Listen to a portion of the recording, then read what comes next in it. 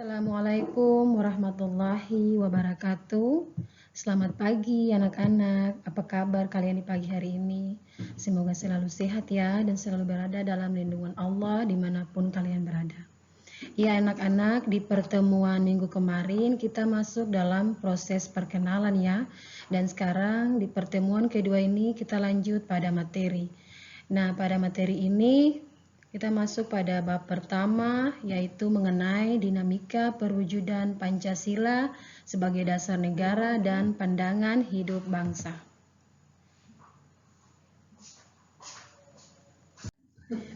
Ya anak-anak, pada bab ini terdapat 3 subbab.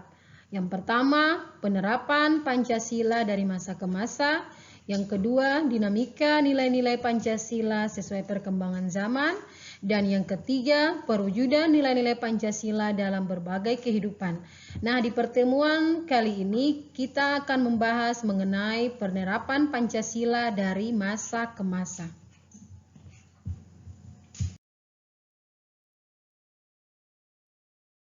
Ya anak-anak, sebelum kita lanjut ke materi, kita harus tahu dulu apa itu tujuan pembelajaran dari pertemuan kita hari ini. Melalui kegiatan pembelajaran pada hari ini, maka kalian diharapkan dapat mendeskripsikan penerapan Pancasila dari masa ke masa, di mana dengan rasa ingin tahu, tanggung jawab, disiplin selama proses pembelajaran, bersikap jujur, percaya diri dan pantang menyerah, serta memiliki sikap responsif atau berpikir kritis dan proaktif atau kreatif, serta mampu berkomunikasi dan bekerja sama dengan baik. Nah, hal ini sangat penting untuk kalian ketahui dan kalian miliki. Oke anak-anak, sebelum kita lanjut, sekarang kalian perhatikan gambar tersebut, gambar Pancasila. Nah, di sini setiap seperti ada bintang dan yang lain memiliki arti tersendiri ya, di mana lambang bintang berarti ketuhanan yang Maha Esa, lambang ranting yang mengartikan kemanusiaan yang adil dan beradab, lambang pohon beringin merupakan persatuan Indonesia, lambang kepala banteng merupakan kerakyatan yang dipimpin oleh hikmat, kebijaksanaan dalam permusyawaratan perwakilan. Sedangkan lambang padi merupakan keadilan sosial bagi seluruh rakyat Indonesia.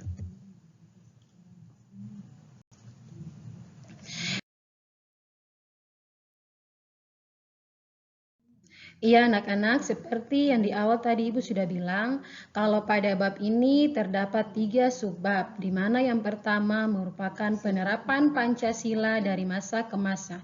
Jadi pertemuan kali ini Ibu akan bahas mengenai penerapan Pancasila dari masa ke masa, di mana pada subbab ini juga terdapat 4 macam. Yang pertama, masa awal kemerdekaan pada tahun 1945 sampai tahun 1959. Sedangkan yang kedua, masa Orde Lama. Pada masa Orde Lama ini terjadi pada tahun 1959 sampai dengan 1966. Dan yang ketiga adalah masa Orde Baru.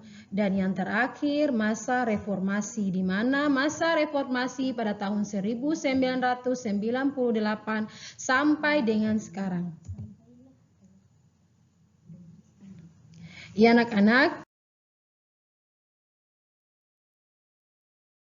kita masuk pada tahap yang pertama, yaitu masa awal kemerdekaan pada tahun 1945 sampai dengan 1959. Nah, di sini kalian perhatikan gambar yang pertama. Untuk masa awal kemerdekaan ini ada beberapa hal. Yang pertama ini kalian perhatikan gambar. Ini merupakan pemberontakan Partai Komunis Indonesia atau disebut dengan PKI di Madiun, terjadi pada tanggal 18 September 1948. Sedangkan gambar yang kedua, ini merupakan pemberontakan Darul Islam atau Tentara Islam Indonesia yang dipimpin oleh Sekar Maji Marijon Kartosuwiryo. Sedangkan gambar yang ketiga merupakan pemberontakan Republik Maluku Selatan atau biasa disebut dengan RMS. Ini merupakan sebuah gerakan separasitisme yang dipimpin oleh Christian Robert Stephen Soumokil. Nah, dan yang keempat, Pemerintah Revolusioner Republik Indonesia atau PRRI atau Perjuangan Rakyat Semesta atau biasa disebut dengan Permesta yang dipimpin oleh Syarifuddin. Jadi yang keempat ini dipimpin oleh Syarifuddin. Terus yang terakhir, perubahan bentuk negara dari Republik Indonesia Serikat menjadi Negara Kesatuan Republik Indonesia. Kita masuk anak-anak, kita lanjut pada yang kedua, yaitu masa Orde Lama. Pada masa Orde Lama ini terjadi pada tahun 1959 sampai dengan tahun 1966. Walaupun konstitusi negara sudah kembali pada Undang-Undang Dasar Negara Republik Indonesia tahun 1945, namun pelaksanaannya masih terdapat penyimpangan. Beberapa penyimpangan terhadap Pancasila dan Undang-Undang Dasar Negara Republik Indonesia tahun 1945 diantaranya sebagai berikut. Masa Orde Lama adalah masa pemerintahan Presiden Soekarno. Pada masa ini, Pancasila mengalami ideologisasi atau yang disebut dengan proses penanaman nilai terhadap diri. Yang berikut, Pancasila berusaha untuk dibangun, dijadikan sebagai keyakinan dan kepribadian bangsa Indonesia. Terus Pancasila juga sebagai dasar negara pada masa Orde Lama tidak berjalan dengan mudah. Untuk melaksanakan Pancasila, Presiden Soekarno melakukan pemahaman Pancasila dengan paradigma yang disebut dengan USDEK. USDEK adalah singkatan dari Undang-Undang Dasar Negara Republik Indonesia tahun 1945, Sosialisme Indonesia, Demokrasi Terpimpin, Ekonomi Terpimpin, dan Kepribadian Indonesia.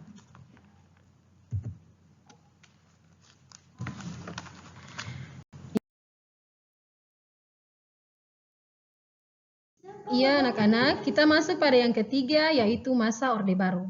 Pada masa ini atau pada masa Orde Baru adalah masa pemerintahan Presiden Soeharto. Awalnya masa Orde Baru berkeinginan melaksanakan Pancasila dan Undang-Undang Dasar Negara Republik Indonesia tahun 1945 secara murni dan konsekuen sebagai kritik terhadap Orde Lama melalui program P4 atau Pedoman Penghayatan dan Pengamalan Pancasila atau biasa disebut dengan Eka Prasetya Pancakarsa. Dalam pelaksanaannya, Pancasila dijadikan sebagai indoktrinasi, yaitu alat untuk melanggengkan kekuasaan Orde Baru. Penerapan Pancasila sebagai dasar negara mengalami pasang surut. Nah, perpindahan kekuasaan ini dikukuhkan oleh MPRS dalam sidang istimewanya pada tanggal 7 Maret 1967 yang dituangkan dalam TAP MPR nomor 33 MPRS 1967, yakni mencabut kekuasaan pemerintah dari Presiden Soekarno dan mengangkat Presiden Soeharto sebagai pejabat presiden hingga dilaksanakannya pemilu.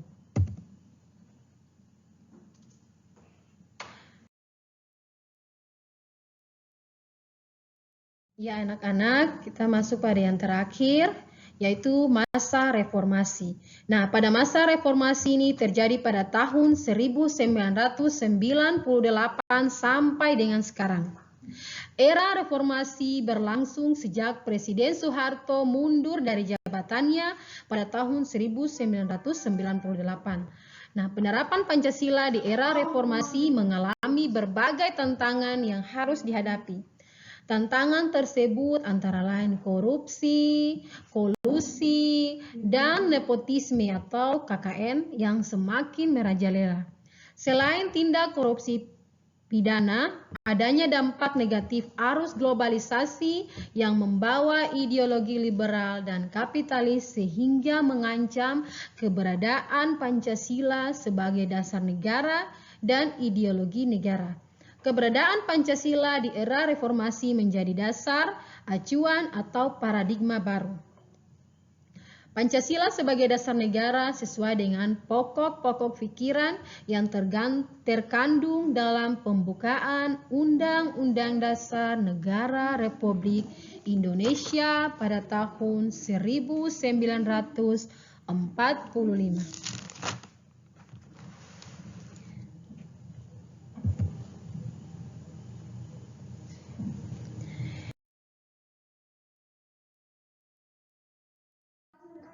Ya anak-anak, untuk pertemuan kedua kita ini materinya cukup sampai di sini. Kita akan lanjut pada materi yang berikut di Senin depan. Untuk itu Ibu ucapkan banyak terima kasih untuk anak-anak yang sudah hadir di kelas PKN. Wabillahi taufik wal hidayah. Wassalamualaikum warahmatullahi wabarakatuh. Selamat pagi dan sampai jumpa kembali.